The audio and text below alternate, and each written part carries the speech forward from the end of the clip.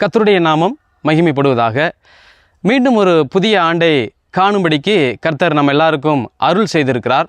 நம்ம எல்லாருக்கும் ஒரு எதிர்பார்ப்பு என்ன என்று நாம் பார்க்கும் பொழுது, இந்த 2026ஆம் ஆண்டு எப்படி இருக்க போவதோ என்று சொல்லி நாம் எல்லாரும் ஒரு எதிர்பார்ப்பிலே இருக்கிறோம். ஆனால் கடவுள் நம்மிடம் எதிர்பார்க்கிறது என்னன்னு பார்த்தீங்கன்னா, இந்த 2026 நாம் எப்படி இருக்க போகிறோம் என்பதே நம்முடைய தேவனுடைய மிகப்பெரிய எதிர்பார்ப்பாக காணப்படுகிறது. சரி, சற்று நேரம் நாம் வேத வசனங்களை நாம் தியானிக்கும்படியாக உங்கள் மத்தியிலே 2 வேத பகுதியிலே நான் கொண்டு வர விரும்புகிறேன். முதலாவதாக எபேசியருக்கு எழுதின நிருபம் 5ஆம் அதிகாரத்தில் உள்ள 18 20 வசனத்தை நான் வாசிக்கிறேன். 18 வசனத்திலே நாம் இப்படியாக வாசிக்கிறோம்: ஆவியினால் நிறைந்து, 20 வசனம், நம்முடைய கர்த்தராகிய இயேசு கிறிஸ்துவின் நாமத்தினாலே எப்பொழுதும் எல்லாவற்றுக்காகவும் பிதாவாகிய தேவனை ஸ்தோத்தரித்து என்று நாம் வாசிக்கிறோம். அடுத்து இரண்டாவதாக நாம் 1 தெசலோனிக்கேயர் நிருபம் அதில் உள்ள 5ஆம் அதிகாரத்தில் உள்ள 18 19 நாம் எடுத்துக்கொள்ளலாம்.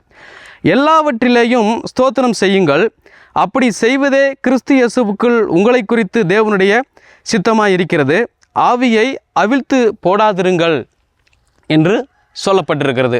வாசித்த இந்த வசனத்தை கர்த்தர் தாமே நமக்கு ஆசீர்வதித்து கொடுப்பாராக. இங்கே நான் பார்க்கும் பொழுது, எங்கேயெல்லாம் துதிகளும் ஸ்தோத்திரங்களும் ஏறெடுக்கப்படுகிறதோ அங்கேயெல்லாம் திரியேக தேவன் அங்கே இருக்கிறதை நாம் பார்க்க முடிகிறது.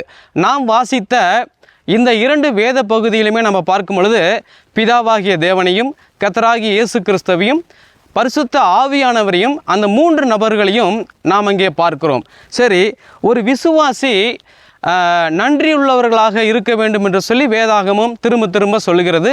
குறிப்பாக நாம் கூட்டங்கள்லாம் முடிந்ததுக்கு பிற்பாடாக என் ஆத்துமாவே கர்த்தரை ஸ்தோத்திரி என்கிற சொல்கிறதை நம்முடைய வழக்கமாக இருக்கிறது. அதிலே நாம் பார்க்கும் பொழுது, அவர் செய்த சகல உபகாரங்களையும் மறவாதே என்று நாம் அடிக்கடி நாம் சொல்லுகிறோம். எனவே அவர் நமக்கு தாராளமான நன்மைகளை செய்யக்கூடிய தேவனாக அவர் இருக்கிறார். எனவே எல்லாவற்றுக்கும் நாம் கர்த்தருக்கு நன்றி செலுத்தக்கூடியவர்களாகவும் நன்றி உள்ளவர்களாகவும் நாம் வாழ வேண்டியது அவசியமானதாக இருக்கிறது. இங்கே நாம் பார்க்கும் பொழுது, முதலாவதாக அந்த எபேசியரை நாம் எடுத்துக்கொள்ளும் பொழுது, அங்கே 5ஆம் அதிகாரம் 20ஆம் வசனத்தில் நாம் இப்படியாக நாம் வாசிக்கிறோம்: எல்லாவற்றிற்காகவும் நாம் பிதாவாகிய தேவனை ஸ்தோத்தரிக்க வேண்டும் என்று சொல்லி நாம் பார்க்கிறோம். எனவே எல்லாவற்றிற்காகவும் என்று நம்ம பார்க்கும் பொழுது நாம் சொல்லலாம், நான் தான் எல்லாவற்றுக்கும் தான் நான் நன்றி செலுத்துகிறேன், கடவுளிடத்திலிருந்து பெறக்கூடிய எல்லாவற்றுக்கும் அவருக்கு நான் ஆராதனை ஏறெடுக்கிறேன், நான் பாடல் பாடுகிறேன் என்று நாம் ஒருவேளை நாம் நினைக்கலாம். ஆனால் அநேக நேரங்களிலே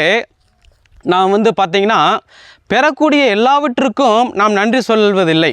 உதாரணத்துக்கு நீங்கள் பாருங்கள், பைபிளில் கூட 10 குஷ்டரோகிகள் கடவுளிடத்தில் வர்றாங்க.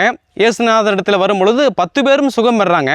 ஆனால் திரும்ப ஒரே ஒரு நபர் மாத்திரமே அதற்கு நன்றி உள்ளவனாக அவருடைய பாதத்தில் ஸ்தோத்திரம் செலுத்துகிறதையும் கூட நாம் பார்க்கிறோம். எனவே நம்முடைய வாழ்க்கையிலும் கூட நாம் கவனிக்கும் பொழுது அநேக நேரங்களில் பெறக்கூடிய எல்லா நன்மைகளுக்கும் நாம் நன்றி சொல்வதில்லை. இப்போ உதாரணத்துக்கு நம்ம பார்க்கும் பொழுது, இப்போ ஒரு வெளியூர் பிரயாணம் போகிறோம். அப்படி போகும் பொழுது நாம் ஜெபம் பண்ணிவிட்டு நாம் நம்முடைய பயணத்தை தொடங்குகிறோம். ஆனால் போய் முடித்ததுக்கு பிற்பாடாக, வீட்டுக்கு நாம் சென்றதுக்கு பிற்பாடாக, அல்லது அந்த ஊருக்கு சென்றதுக்கு பிற்பாடாக நம்ம எத்தனை பேர் நாம் சேர்ந்து கர்த்தருக்கு நாம் நன்றி செலுத்துகிறோம்? அப்படி அநேக முறையாக நாம் நன்றி செலுத்துவதே கிடையாது. அடுத்ததாக நீங்கள் பாருங்கள், இப்போ வீட்டில் அரிசி இல்லைன்னா நம்ம ஜெபம் பண்ணுறோம். ஆனால் கடவுள் அதை அரிசியை கொடுக்கும் பொழுது, அல்லது ஆகாரத்தை திரும்ப கொடுக்கும் பொழுது நம்ம எத்தனை பேர் அந்த ஆகாரத்துக்கு நாம் நன்றி செலுத்துகிறோம்? அதிலே நாம் கூட சில நேரங்களில் குறைவுள்ளவர்களாக நாம் இருக்கிறோம். இப்போ பாருங்கள், ஒரு ஞாயிற்றுக்கிழமை நமக்கோ நம்முடைய வீட்டில் எல்லாம் யாருக்கோ உடம்பு சரியில்லைன்னா ஜெபத்திற்காக சபையின் ஜெபத்தில் நம்ம சொல்கிறோம். ஆனால் மறாத வாரம் கர்த்தர் சுகம் கொடுத்ததை எத்தனை பேர் நம்ம தேவனுக்கு நாங்கள் நன்றி சொல்கிறோம் அப்படிங்கிற காரியங்களை நம்ம சொல்கிறோம்?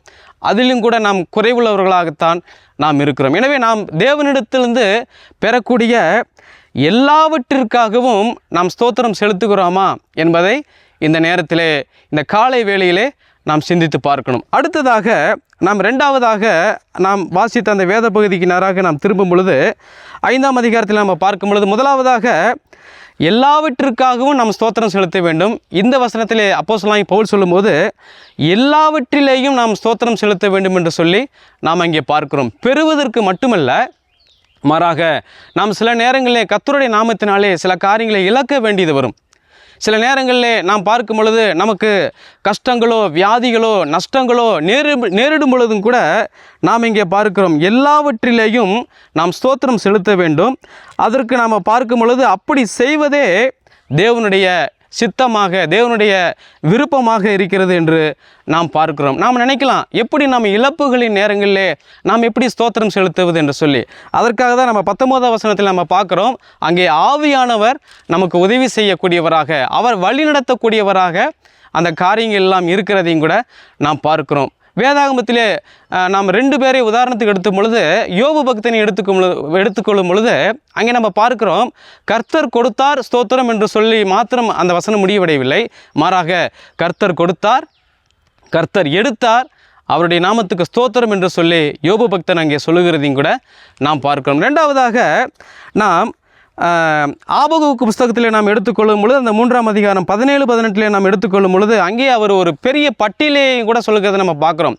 அத்திமரம் துளிர் விடாமல் போனாலும், திராட்சை செடியில் பழமில் உண்டாகாமற் போனாலும், ஒலிவு மரத்தின் பலன் அற்று போனாலும் என்று சொல்லி அவர் அநேக காரியங்களை சொல்லிவிட்டு அவர் என்ன சொல்கிறாரு, நான் கர்த்தருக்குள் மகிழ்ச்சியாக இருப்பேன், என் தேவனுக்குள் களி கூறுவேன் என்று சொல்லி அவர் கர்த்தருக்கு எதெல்லாம் இல்லாமல் போனாலுமே கூட அங்கே கர்த்தருக்கு நன்றி செலுத்தக்கூடிய அங்கே அந்த ஆபகுக்கை குறித்து நாம் பார்க்கிறோம். எனவே நம்முடைய வாழ்க்கையிலே பெரும்பொழுது மட்டுமல்ல, இழப்புகளின் நேரத்திலும் கூட எல்லாவற்றிற்காகவும் மட்டுமல்ல, எல்லாவற்றிலேயும் நாம் ஸ்தோத்திரம் செலுத்த ஆவியானவர் நம்மை வழிநடத்தக்கூடியவராக, நமக்கு உதவி செய்யக்கூடியவராக அவர் இருக்கிறார். எனவே வரக்கூடிய நாட்களில் இப்படிப்பட்டதான வசனங்களை நாம் கைக்கொள்ள தேவன் நமக்கு அருள் புரிவாராக.